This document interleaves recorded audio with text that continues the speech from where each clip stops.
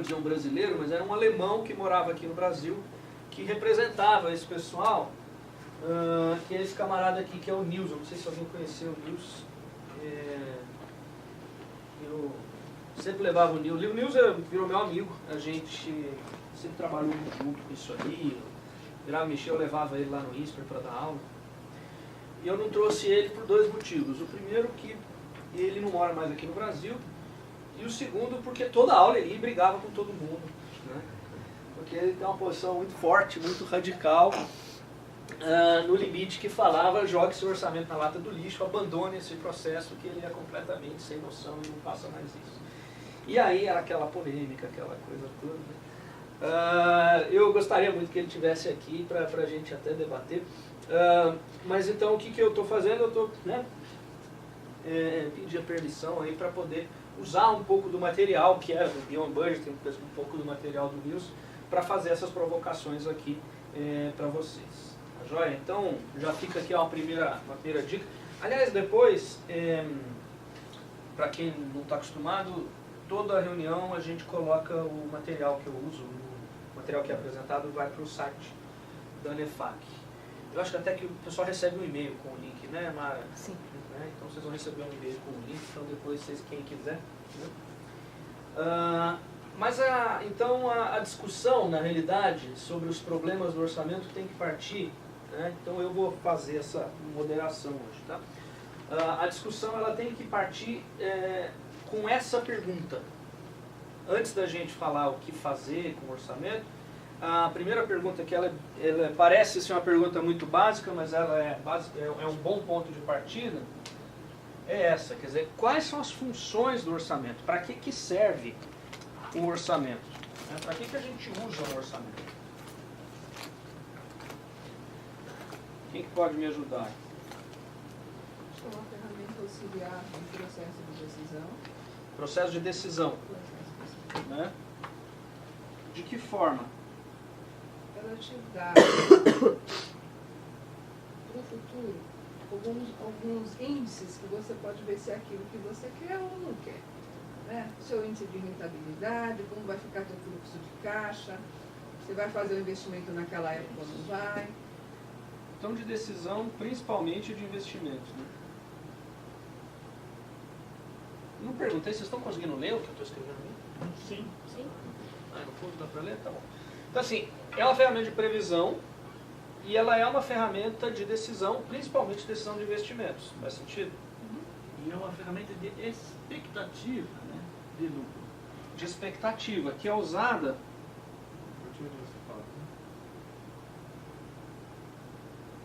E é usada para meta também.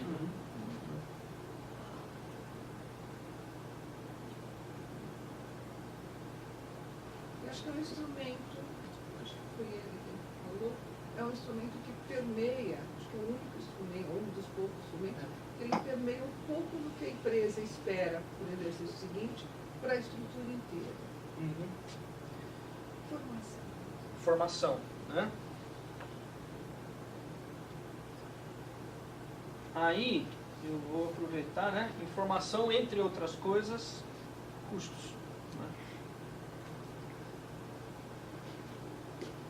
Faz sentido isso? Eu acho que tudo base daqui, é parte daqui. Basicamente, o mesmo instrumento ele é usado para 4 diferentes funções. Né? É usado para prever, é usado para definir meta, é usado para decidir investimento e é usado para análise de custo. Né? E parte do problema está aqui. Parte do problema está nessa multiplicidade de funções. Tá? Olha só, então eu trouxe algumas das coisas, vamos ver se a gente já falou isso, né? Ó, foca em visão de curto prazo, vocês falaram. Não estimula a excelência. Então, aonde que a gente fala, né, dos problemas do orçamento que vocês estão falando, né? Não estimula a excelência é muito nessa questão da meta, né? Porque vocês comentaram primeiro, colocar a gordurinha, né? Por que a gente coloca a gordurinha? Porque a gente sabe que vai ser cortado.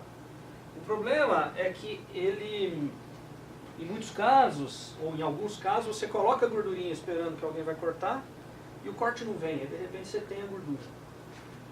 E aí você chega no final do ano com um orçamento sobrando. O que as pessoas lá na Mongólia fazem? Gasta logo. Gasta logo para não perder. Para não perder para o ano que vem, né? Então, em alguns momentos, o orçamento ele é um teto, mas ele também é um piso.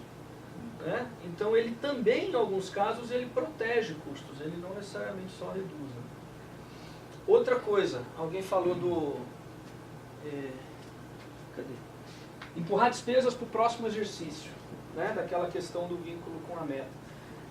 Às vezes ela faz você empurrar a despesa para o próximo, mas às vezes ela faz você antecipar também. Né?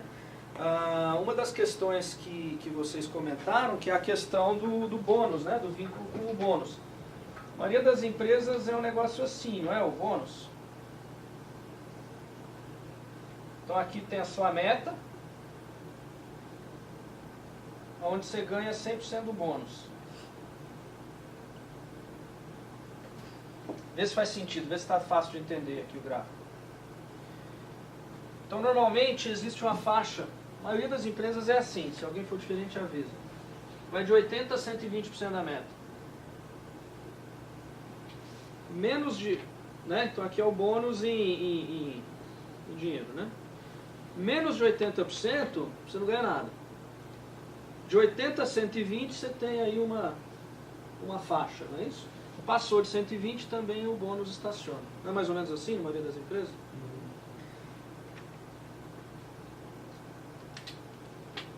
Essa zona é uma zona de desmotivação. E essa zona também é uma zona de desmotivação. Né? Então, você pode ter, além, né, dessa questão de jogar despesa para frente para melhorar o resultado, quando você sabe que você não vai ficar nem nos 80%, e a situação de muita empresa no Brasil esse ano, então de repente eu posso até antecipar a coisa para o ano para poder limpar o ano que vem. Né? E depois que eu já fiz os meus 120, também pode ser uma zona de desmotivação que eu não vou mais correr. Ou eu tento jogar venda, resultado, para o próximo exercício também. Mas tem outro aspecto, né? Se você faz um orçamento e depois vai muito acima, você fez 100 e faz fazer 140, você desestrutura a empresa toda. Então, o que tem que ter é um bom julgamento do que eu sei. Então, aí é um outro problema que nós vamos falar, que é o problema da meta. A dificuldade na fixação da meta. Essa questão da desestruturação depende, né, da característica da empresa. Né? Serviço, indústria, né? Então, tem alguns casos que são mais escalares, outros menos. Mas esses são problemas que a gente estava colocando. Vocês vão me interrompendo, né? Em muitos casos, o orçamento ele é rígido, ou seja, aqui é uma pergunta que eu queria falar para vocês. Com que frequência, tem água aqui, com que frequência, eu acho que a porta é desse lado, viu? É aqui. Ali é ali vai cair no buraco dele. Com que frequência vocês, uma vez definido o orçamento, existe algum tipo de revisão? Existe. Na minha Duas vezes por ano. 2 vezes por ano. O que a gente chama de rolling forecast. Então, e aí ele pode atualizar a meta do ano? Também. Para cima e para baixo? Sempre. Sempre. Né? Nós tivemos esse ano, pela primeira vez. Pela primeira vez esse ano. Só que legalmente não pudemos mexer naquela versão gerencial que já estava formalizado o sindicato em cima do PLE. Aí mexemos na diretoria. Mas ficou muito desconectado com algumas ideias. Quem mais? Na empresa é feito trimestralmente só para vendas, Uhum. não para as outras rubricas, sem alteramento. Sem alteramento. Sem alteramento. Ah, É mais uma previsão uhum. do que uma Exato. revisão de objetivo de bônus. Ainda mais que você vai para um sindicato, uma coisa assim, você só pode alterar a meta se for para melhor, né? Se for para pior, esquece, não tem condição nenhuma. Né? É um processo demorado e caro. Muitas vezes ele não tem vínculo com a estratégia. Né? E tem esses comportamentos aí, que são comportamentos que a gente tem que evitar. Essa pesquisa que foi feita lá por eles, falavam isso, 90% dos respondentes, é lógico que é uma amostra viesada, né, porque são o pessoal que aderiu ao movimento, mas 90% deles afirmavam estar insatisfeitos com o processo de planejamento orçamentário. E aí algumas das mudanças das atitudes que a gente comentou aqui, né? Então, que a gente precisa conseguir mudar nas organizações. Sempre negocia as metas mais baixas e as recompensas mais altas. Já falou.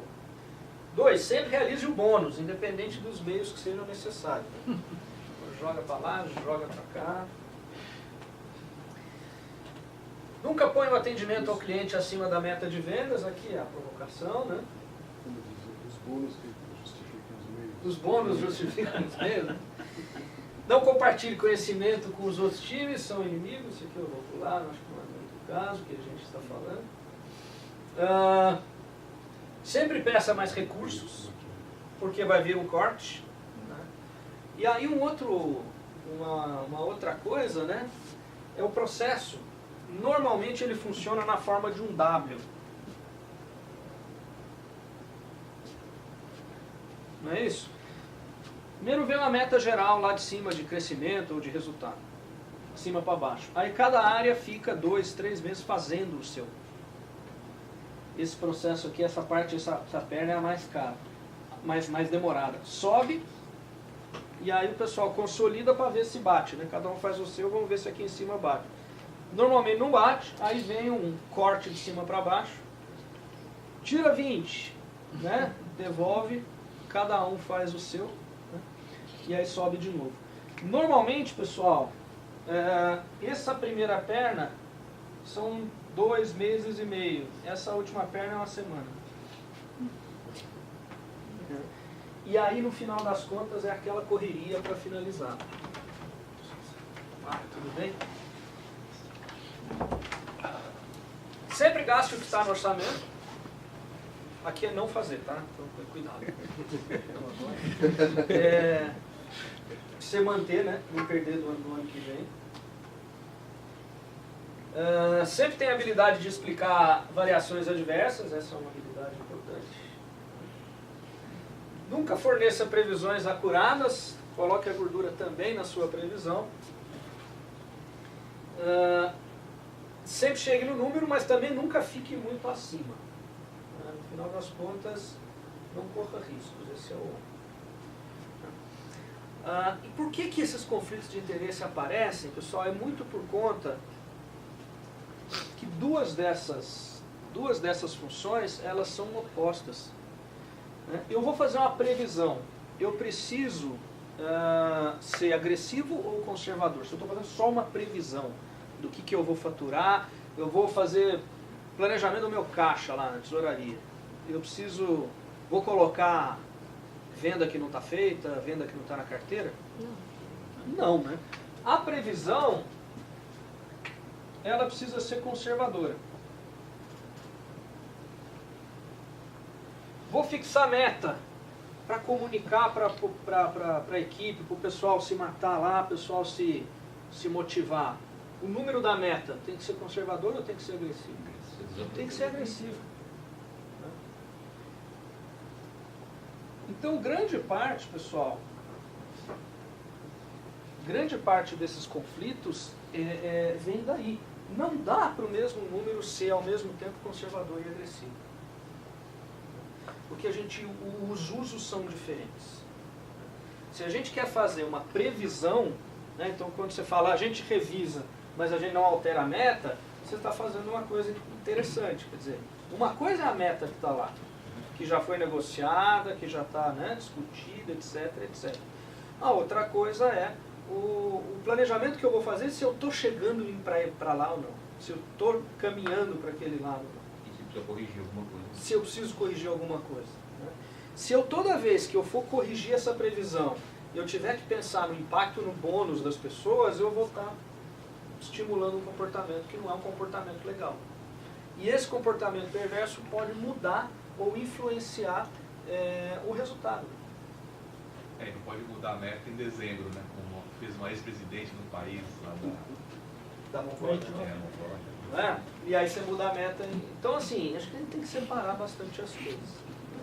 Então, a maioria dessas... Isso aqui são provocações, né? Mas a maioria desses comportamentos vem desse conflito de interesses que a gente precisa eliminar. Aqui algumas frases, não sei se vocês já ouviram, né?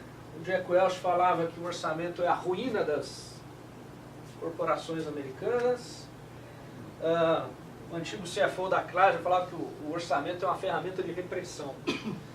Então, o que é uma outra crítica, né?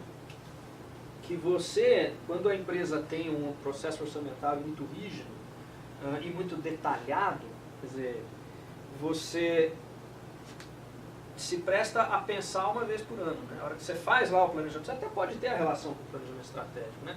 Você faz o planejamento estratégico, define o orçamento, e aí, então nós vamos pegar, se nós estamos fazendo isso agora, estamos em outubro, eu vou estar planejando o que eu vou gastar de material de escritório em dezembro do ano que vem. O material de escritório é fácil prever, né? Estou prevendo o que eu vou vender em dezembro do ano que vem. Fechou o orçamento, eu quebro isso por área e, no fundo, essa é a ferramenta de gestão das pessoas no dia a dia. E acabou, é isso. Quer dizer, você tem que... Tem um caso de uma empresa, agora eu vou falar a nacionalidade de verdade, é uma empresa alemã, que opera aqui no Brasil. Uma vez a gente estava discutindo sobre isso, e eles tinham uma unidade de celulares.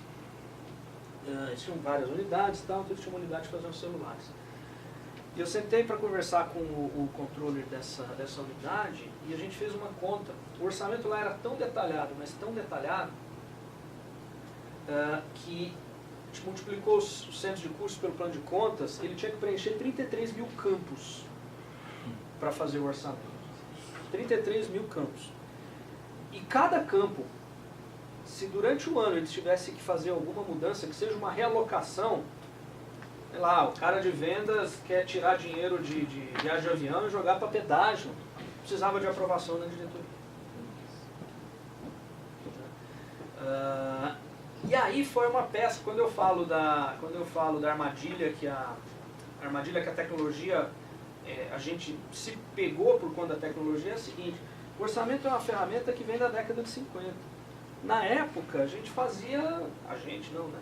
Tinha nascido na década de 50, mas as pessoas faziam o orçamento em grandes números, em papel. Né?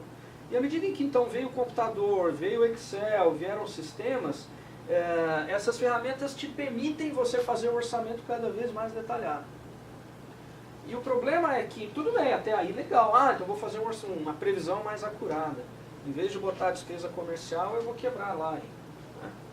Avião, hotel, táxi, procuro na internet, vejo o preço de passagem, né? Uma coisa aí para Salvador, outra coisa aí aqui para o Rio de Janeiro. Então, o problema é que a hora que você quebra uma meta grande e um monte de metinhas, você está colocando uma camisa de força na organização, você está colocando a dificuldade em ter essa flexibilidade. O Niels, ele gostava de fazer uma analogia que eu acho bem interessante, que é, não sei se alguém aqui, quem já desceu o rio de bote, fez rafting, não é? Que aliás é bem gostoso, né? É bem legal. Ele fala que você quebrar a metona em metinha é a mesma coisa de que, em vez de falar, você tem que chegar lá no final do rio vivo sem virar o bote. Isso é uma metona.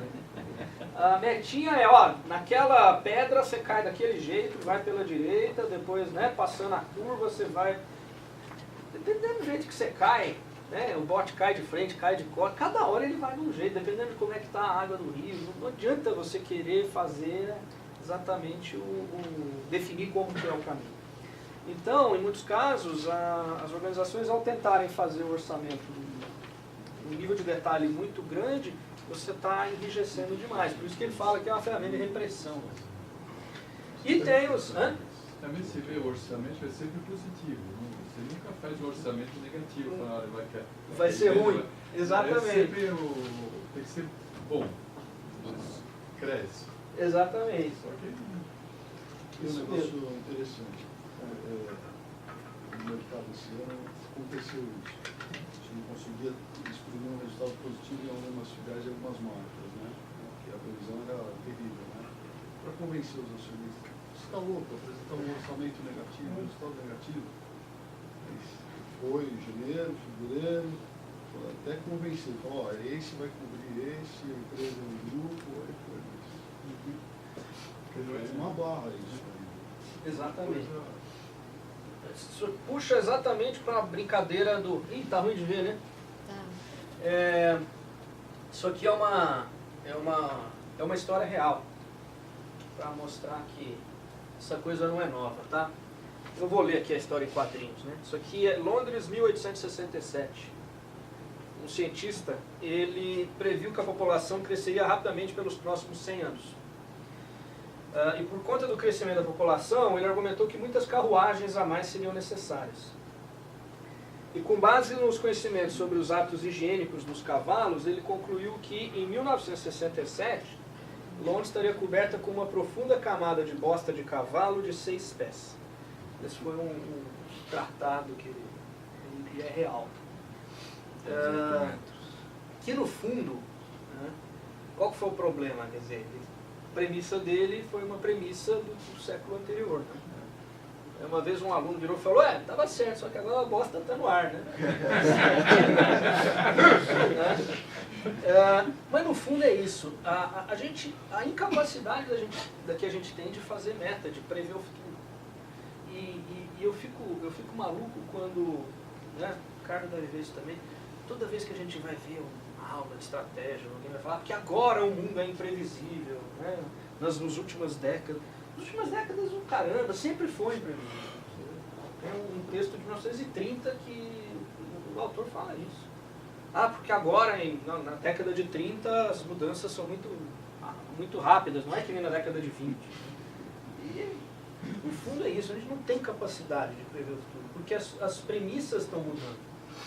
Então é muito interessante, né, isso já é divulgado em empresas de capital aberto, pela questão de fatores de riscos, ser considerado nas premissas orçamentárias. Né? Exatamente. Né?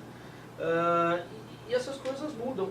Tem aqui alguns exemplos, né? Olha só o índice de rentabilidade da indústria petroquímica na Europa. Como é que você vai fazer uma previsão com base num negócio desse? Se a gente olha aqui, falta exemplo. Né? E aí, então, qual que é a outra crítica? Tá? Então, a primeira crítica, vamos lá, só para separar, né? A primeira crítica é, o mesmo número não pode ser agressivo e conservador ao mesmo tempo. A gente precisa separar as ferramentas. A ferramenta de previsão tem que ser uma, a ferramenta de meta tem que ser outra. Tá? Então, essa é a primeira sugestão que eu trago para a gente debater. Segunda, cuidado com a meta. Quer dizer, tem alguma maneira de fazer uma meta que ela não seja refém da semana seguinte? Né? Esse aqui é um caso que o Nils ele mostra muito, que é de uma empresa que tinha lá 2 unidades, né? Mas vamos pegar essa principal unidade. Então aqui, ó, tem o histórico de desempenho, aí os caras fizeram a meta, fizeram um orçamento, que é essa linha pontilhada. Aí passou aí um ano, despencou, aí eles fizeram um novo orçamento. Aí caiu de novo aqui, aí eles foram um pouquinho mais conservadores, né? Fizeram uma barrigadazinha aqui.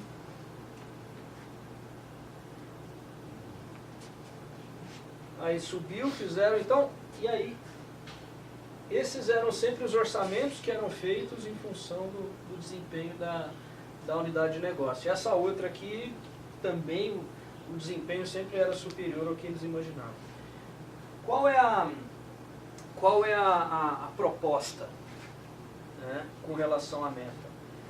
Eu não sei se alguém já trabalhou isso, mas existe uma alternativa a essa meta que você tem que ter a bola de cristal, que em alguns casos pode ser interessante, que é a meta relativa.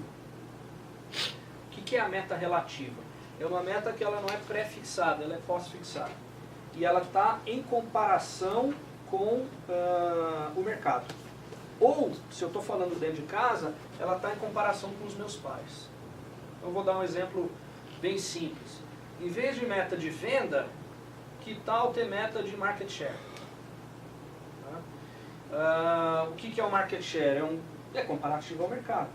Então, se eu estou indo bem, o mercado foi muito bom, eu preciso ser melhor ainda.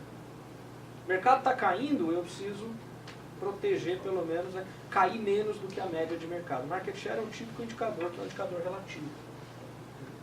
A outra vantagem desse indicador, da meta relativa, é que ela elimina um pouquinho aqueles comportamentos perversos. Tá? Tem um caso de uma empresa que a gente cita bastante, que o vendedor ele tem a meta de pedidos do mês, ele está no último dia do mês, falta um pedido para ele bater a meta. E ele não acha.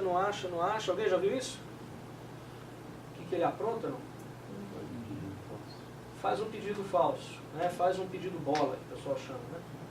Escolhe um cliente, mete bronca lá no pedido, vira o mês, ele bate a meta, ganha o bônus e aí não...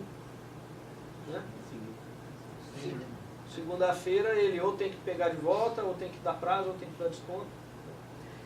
Quando eu estou falando de uma meta relativa, eu não sei se eu vou bater a meta.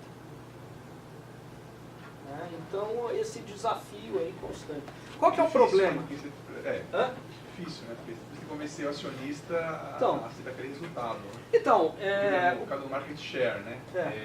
Realmente, não, eu entendo assim a ideia, ou seja, você tem que levar em conta a realidade, né? Quer dizer, se o PIB está crescendo, está caindo, vai entender seu negócio, não vai fazer mágica. Agora, também pode ter comportamento perverso, né? Quer dizer, eu posso conseguir market share reduzindo o preço, reduzindo o prazo de pagamento e destruir o resultado da empresa. Né? Não, market share é um exemplo, né? Na prática, o que acontece é que quando você está num ambiente recessivo, tá, o PIB vai cair, etc., o que o acionista pede é falar, tá bom, então, para crescer, você aumente o market share. Ou seja, você vai ter que tomar de alguém, vai ter que lançar produto, vai ter que conquistar cliente novo. O market share foi um exemplo. Porque se o teu cliente atual, às vezes você pega, né? Você não tem como fazer o crescimento orgânico porque o teu cliente atual está comprando menos. Né? Pega uma indústria de autopeças, por exemplo. Né? As indústrias automotivas estão comprando menos. E elas têm que fazer, né? Ou elas têm que tomar um pedaço de alguém, né? Ou tem que passar a atuar em algum outro mercado. Tem uma Clascar, por exemplo, não sei se alguém conhece. Faz tempo eles estão agora fazendo carrinho de supermercado, estão fazendo outras coisas, porque só fornecer para autopeça ela não ia aguentar. Não, é uma saída estratégica, né? Nessa linha. O market share é um exemplo que eu dei, mas tem gente que mede, por exemplo, o retorno, o ROI contra o ROI do mercado. É a mesma coisa. Faz sentido, realmente você tem uma coisa relativa. E a resposta que esse pessoal dá, porque muitas vezes vem esse negócio, mas e o acionista, será que ele vai aceitar? O que esse pessoal argumenta é o seguinte, sob o ponto de vista estritamente financeiro, temos aqui um economista para poder... O acionista decide investir em uma empresa esperando um retorno. Contra o que ele está esperando esse retorno? É contra a média do setor. Então, no fundo, não, eu quero... Né, não dá, né? Você não compara a rentabilidade que eu quero ter investindo na poupança ou investindo em alta tecnologia. Não dá. São níveis de riscos diferentes. Para eu comparar os investimentos, eu comparo por setor. Então, já que é isso, eu vou mostrar a minha rentabilidade face ao setor. É mais fácil falar do que fazer, né? Mas é uma das coisas que eles comentam. O problema é que hoje a gente está pensando muito curto prazo. Então, o acionista ele vai comprar para receber de volta mais do que ele pagou no curto prazo. Ninguém está pensando no longo prazo. Eu acho que hoje tem que pensar no longo prazo. Você pega o automotivo, o carro compartilhado pode ser uma solução daqui a pouco. Quer dizer, então como eles vão fazer? Vão construir carro que não vai ser vendido, fica no pátio. Então a estratégia tem que voltar a pensar na estratégia antes de fazer um orçamento. Vou existir daqui 5 anos, qual vai ser meu mercado daqui 5 anos? Aí eu vou fazer meu orçamento para tentar atingir essa meta. Se daqui 5 anos eu vou morrer, então esquece o orçamento. Vende e vai morrer. PIB da venda, certo? Eu acho que hoje a mentalidade que a gente tem que pensar. O orçamento ele vai te permitir atingir a estratégia. Se você não tem estratégia, então por que fazer orçamento? Que aí é um outro ponto que você estava falando, de cuidado com simplesmente pegar o do ano passado e ir rebatendo. O orçamento... Quando a inflação, ele fala, tá aí. O orçamento ele é meramente uma expressão numérica de um planejamento. Né? Exatamente. Nada mais do que isso. Também assim, a gente está fazendo orçamento normalmente num prazo de um ano. Sim. Então, Mas normalmente, partindo do princípio que ele é feito